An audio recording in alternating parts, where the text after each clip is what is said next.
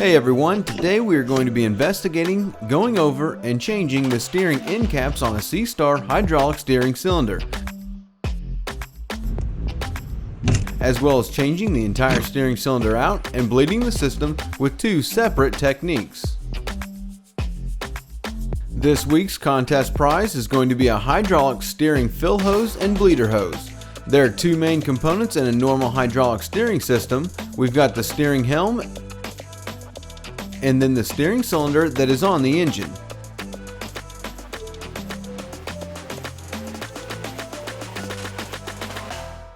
We'll focus on fixing issues with the steering cylinder for this video, and we'll do a helm and system troubleshooting video later.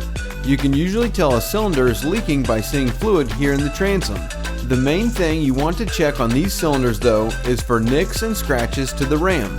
If there are nicks or scratches that catch your fingernail when you run it across them, then replacing the end caps will only be a temporary fix because these nicks will tear up the rubber seals in the new caps in a short period of time.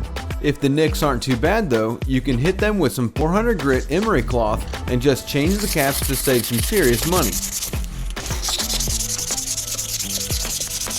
These cap kits are only around $100 or so, compared to $500 or $600 or more depending on what kind of cylinder you have on your boat. After deciding whether you are going to replace the caps or the cylinder, the first thing to do for either decision is to get these support brackets or arms from off the ends of both rods.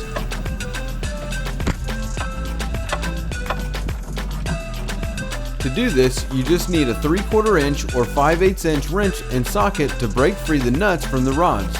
I've found that it's best to only turn the nut about a quarter turn and then go to the other side and do the same thing to help prevent the rod from spinning like it does if you only take one nut off at a time and then go to the other side to try and take that nut off after.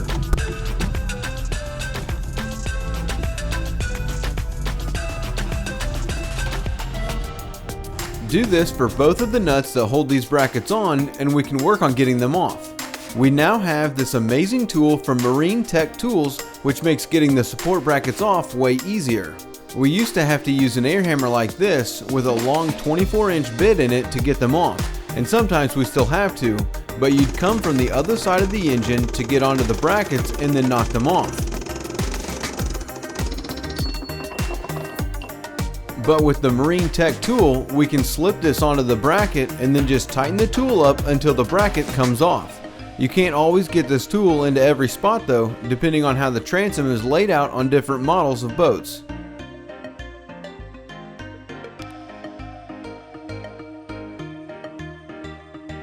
And so the old-fashioned way has to be done with either the air hammer or a quote-unquote chisel and hammer.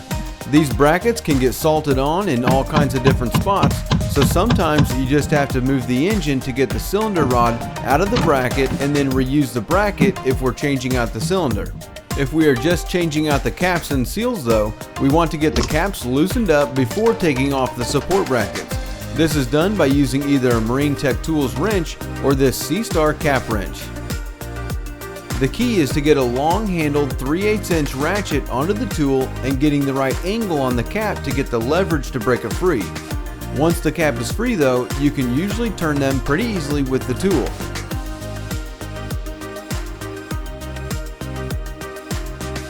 You just want to make sure whenever you are cracking them free that you are careful to get the right angle so that you don't slip off the cap and end up scratching the cylinder rod, which will tear up the new seals when you put the new caps on. Make sure you have a bucket close by so that once you can turn the cap by hand, you can put the bucket under the cylinder and pull the cap out from the cylinder, catching as much of the fluid as you can in the bucket.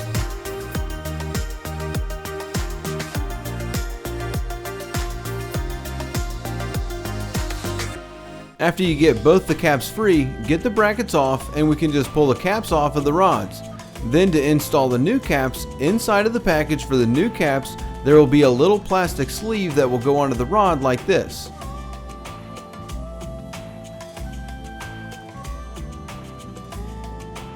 With the sleeve on, I like to take some grease and grease up the seals on the cap as well as the threads on the cap. Then you can just slide the cap right onto the rod and hand tighten the cap into the cylinder until you can't tighten it up anymore.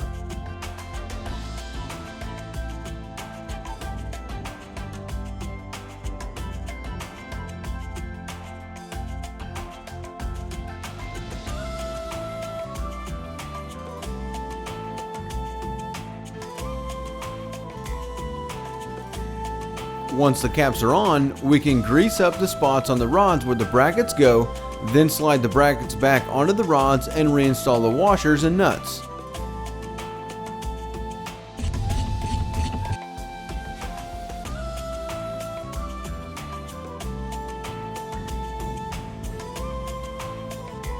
Torque the nuts down by putting a wrench with a rag to protect the transom on one side, and then on the other side, using another wrench or a socket and ratchet, tighten the nuts down until they are torqued down nice and tight.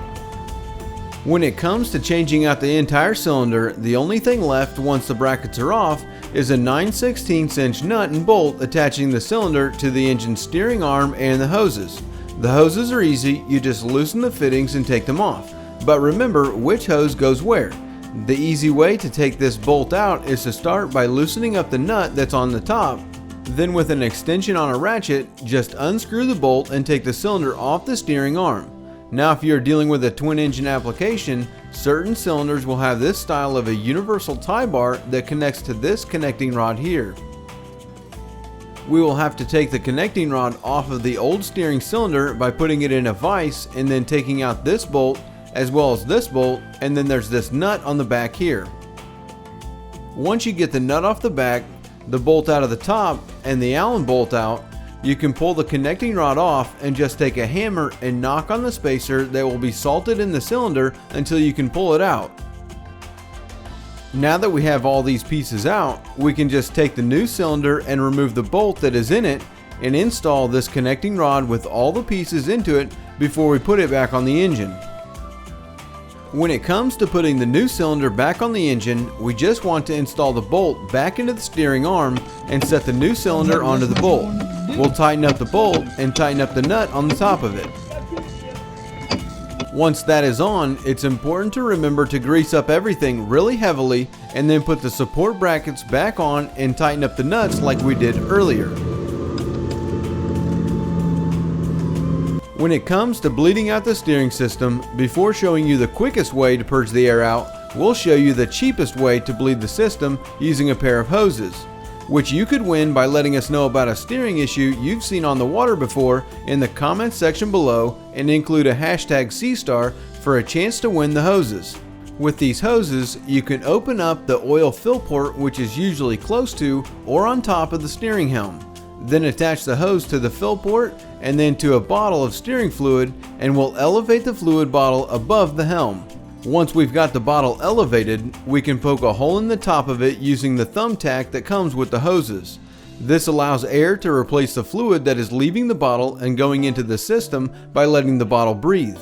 With this setup, we can go to the back of the boat to the cylinder, and using the other clear hose, we will attach it to one of the bleeders on the cylinder, and we can crack the bleeder open using a 1/2 inch wrench and place the hose into a clear jar.